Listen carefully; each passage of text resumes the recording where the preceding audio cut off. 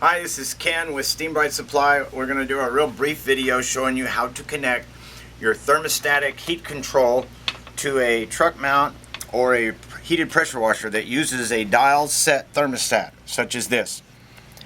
This is your wet sensor. This is your capillary tube that connects your wet sensor to the switching device. This is where you set the temperature as the switching device or the thermostat. This is not a wire. This is a thin capillary tube. The inside of this capsule, this wire, and the inside, the working part of this thermostat is all one pressurized container containing nitrogen gas. If you bend this too much and it metal fatigues and cracks and the gas leaks out, this sensor will no longer report temperature to this thermostat and the whole device needs to be thrown away and replaced. It cannot be fixed at that point. So when you mount it, secure your capillary tube as many places as you can so you don't have long open runs flapping with vibration, because that will cause them to wear out, to break. Take your system now, find your capillary tube, run it to the wet sensor. It's probably going to be in a metal tee with enough space to facilitate this thermocoupler. What you want to do, there's going to be a 1/2 inch pipe thread coupling that goes in first, and then there's this quarter pipe that screws into that mounts the sensor.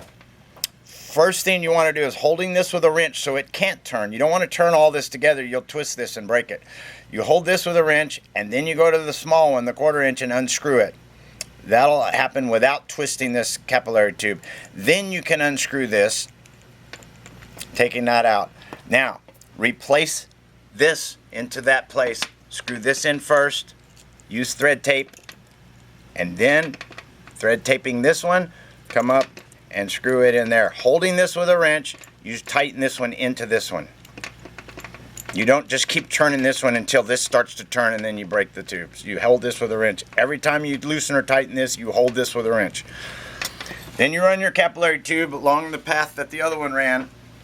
You find your switching box. Your switching box is usually going to be inside another housing. Take that housing off, whatever you have to do to access it. Unbolt this from the front panel. You're going to remove this to do that. If you're turning a heater, a fuel-fired heater on and off, you use these two short terminals. If you're turning a dumping solenoid on and off to manage heat on a heat exchanger truck mount, you use these outside two. That's important. Okay? And you can tell one is sticking out a little more than the other. Correct. These two are on the same line, and then this one's up here by itself. If you use these two that are together, that's just bent a little. But if you use these two that are together, that's a normally, well, depends on which way you refer to this. But anyway, these are the two you use to turn a burner on and off. These are the two you use to turn a dump solenoid on and off on a heat exchanger machine. Thank you.